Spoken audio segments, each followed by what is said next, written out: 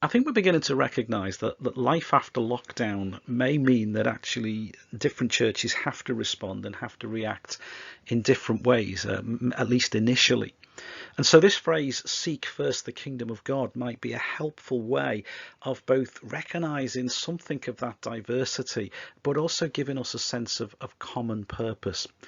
But what does that actually mean for us in practice, to seek first the kingdom of God? What I simply want to do is look at some words of Jesus and think about how in different ways each of those says something to us about this. And maybe we should begin in Matthew chapter 6, where we first read that phrase, seek first the kingdom of God and his righteousness. And what was interesting is that when I first shared these words with a group of ministers, many of them actually focused in on the phrase that follows: do not worry about tomorrow, for tomorrow will worry about itself. Each day has enough trouble of its own. And one of the things that was coming out in the conversation was simply, we cannot predict what the future is going to be like. We maybe won't be able to predict even what restrictions are in place and how they're going to change and how they're going to vary. But we also can't really predict what people are going to be like. We don't even know who might have stopped coming to our churches, who might start coming, and we don't know what people are going to bring with them. We may have people who really have been quite traumatized by recent events and just need the space to process that. There may be others who've been bereaved and they've never had the chance to sort of go through the usual processes that we would enable them to do within the life of a church. And so people will be bringing all kinds of different things. There may be those who during lockdown have got some very fixed ideas about what church is about and where it should be going, and that'll be true of us as well as leaders. And therefore perhaps to turn up at a church which has got a very fixed sense of where it's going and what its strategy is might not be helpful, particularly in the early days.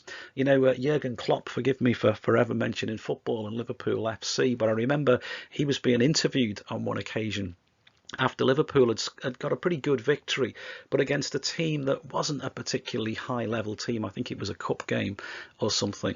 And Kloppy was being interviewed, and they sort of pointed out to him that although Liverpool had got a pretty emphatic victory, it wasn't that great a team that they were playing. And Kloppy said, look, you can only play the team that are in front of you on the pitch.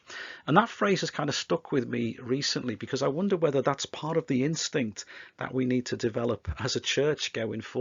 We need to learn how to deal with what's in front of us rather than try and necessarily plan what all our activities and our strategies are going to be. We need to be a people who can simply work out, what does the kingdom of God look like for this person? What does it look like in that situation? So maybe one of the things that post-lockdown church needs to learn to be is to just be a church of the moment, be a church that inhabits the reality that confronts us, and maybe just be a little bit more flexible and are not too concerned if things maybe aren't quite exactly what we might plan. And so I want to look at this idea of seeking the kingdom of God through three parables of Jesus that we find in the Gospels, and particularly perhaps by looking for some of the contrasts between these three. They're all about people who in different ways find something. And the first of those is in Luke chapter 15, the story of the woman who finds a coin that she had lost. And the thing that struck me about this particular story is it was something she already had, something she realized was valuable, and something she didn't want to be without. And I guess that one of the things that we've realized in recent days is that we've lost an awful lot of our routines and our services and access to our buildings and such like. But I guess that there's a need to look at that and to think about, okay, what really matters? What of all the things that we've lost and therefore that we want to re-find, which are the ones of real value? And maybe we're going to need a little bit of discernment in just looking at things and not just assuming to just do the things that we can or the things that legislation allows, but saying, you know, what's really valuable, what really matters in our life as a church together. And I think we can look at this in two ways. There's what I might describe as the short-term view and then the long-term view. What I mean by that is okay, there is stuff that we've lost immediately because of lockdown. And I know that a lot of people perhaps are going to be coming back into church with a very clear sense of we want to restart this, or we want to be able to carry on doing that again, because a few months ago we suddenly lost the ability to do that. And so, yeah, there's that sense of reclaiming this thing that we've lost. But I wonder whether we also, alongside that, need to take what I might call a long-term view, because I think we've also learned some things during lockdown. And perhaps what we've learned is that there are things that in the years and perhaps even decades leading up to this coronavirus crisis, there are things that we've lost sight of as churches. There are things that perhaps we've lost our emphasis on. And so it's going to be a question again of maybe what do we need to reclaim from years gone by, or from values of previous generations. And there's almost a hint of that, I think, within the narrative here, because we notice that it finishes by saying, I tell you, there's rejoicing in the presence of the angels over one sinner who repents. So in the middle of this, Jesus is kind of reminding us what the church is all about. At the end of the day, the church is about enabling people to turn their lives around, to live differently, to go in an opposite direction. So yeah, we're going to have to balance the sort of short-term desire to restart everything with perhaps that long-term question of saying, what do we need to rediscover from longer in our heritage, and reclaim that in the life of post-COVID church? And then the second of those dimensions is perhaps introduced to us by another parable of Jesus, of someone finding something. And this is the first of two that appear together in Matthew chapter 13. And it's the story of the man who finds treasure hidden in a field. And it appears just before the story of the pearl merchant, which I'm going to talk about in a minute. And as I look at these two characters in particular, it strikes me that the great contrast between them is that the guy who finds the treasure in the field, in essence, finds something that he wasn't really looking for. He just stumbles across it. But he then recognizes that what he stumbled across is worth investing in. It's worth essentially buying the field for. And I think one of the things that we've noticed during this period of lockdown is that some of the changes that have taken place in society, some of the behaviours that we've observed in our communities, in another way, we might well phrase as signs of God's kingdom, as behaviours that belong to the kingdom of God.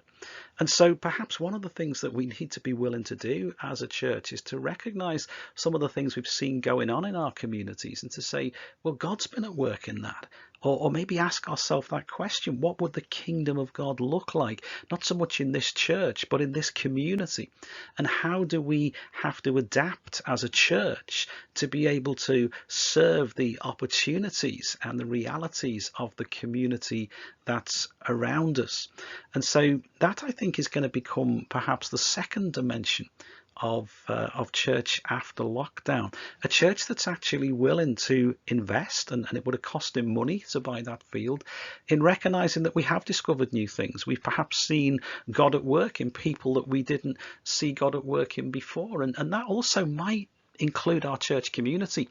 There may be people in our church community that have come to the fore during this period of lockdown who maybe were a little bit overlooked in the past, or perhaps even, dare I say, the other way round. So maybe that's another question. What is it that we've seen? What have we discovered in recent weeks that we now need to take ownership of, so to speak, as we move forward after lockdown? And as I've said, the pearl merchant is almost the opposite of the treasure finder, because the pearl merchant knows exactly what he's looking for. He's given his life to basically try to collect and to find pearls. And then suddenly he comes across this one pearl, this one example that is so what he's about, that is just so absolutely the very thing that he realizes his whole life and purpose is about, that he's actually willing to just get rid of all the others, to let them go, in order to be able to invest in the one thing that really matters to him.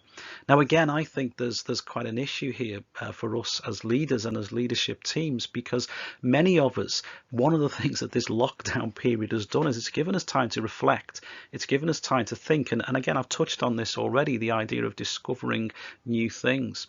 But if we are going to come back from this period with a deeper sense of purpose, or perhaps with a very clear sense that this is what really matters, we've got to recognize the fact that the pearl merchant was willing to let other things go. He was willing to release those things for the sake of the one thing that he knew was what he was about, the one thing that he knew represented his purpose in life. And so there may be a sense in which, as we come back together, what is that we've always been looking for? What has God shown us in these days of lockdown that really needs to become our key focus, and that therefore will require of us sacrifice and investment if we're truly going to make that a reality? So, as I've said, this isn't some great, long, in-depth study of everything. It's just perhaps a little framework to help us to put some flesh, as it were, onto that statement of seek the kingdom of God as we go forward. And therefore, I'd suggest from these stories there are maybe 4 dimensions of that might help us to think about what kind of church we want to be. To what degree do we need to be a church that is just flexible and able to respond to whatever we discover? And perhaps if we're going to do that, then we need to learn to seek the kingdom of God in our here and now. We need to kind of get that instinct of discovering where God is present, even in our existing restrictions and struggles. To what degree do we need to be a church that reclaims its heritage, that perhaps realizes that either some of the things that we've had to recently stop doing really do matter and really are valuable, but also perhaps because of the change and because of the disruption, what have we rediscovered from even earlier generations that perhaps we do need to put a re-emphasis on? I think we need to be a church that's ready to discover new things, and to perhaps recognize that some of those things may not be contained within our existing structures, or perhaps some of the people, as I said earlier, within our communities have perhaps got more to offer than we realized. And I suspect we also need to be a church that's prepared to invest in what really matters, and to recognize that that won't be without cost. That won't be something that doesn't make its demands on us. But if something is really worthwhile, if something truly is of the kingdom of God, then we need to be ready to put our investment in it, and we need to be ready to let go of other things in order for that to become a reality. So I hope those few thoughts perhaps just help us to begin those discussions that we need to have together.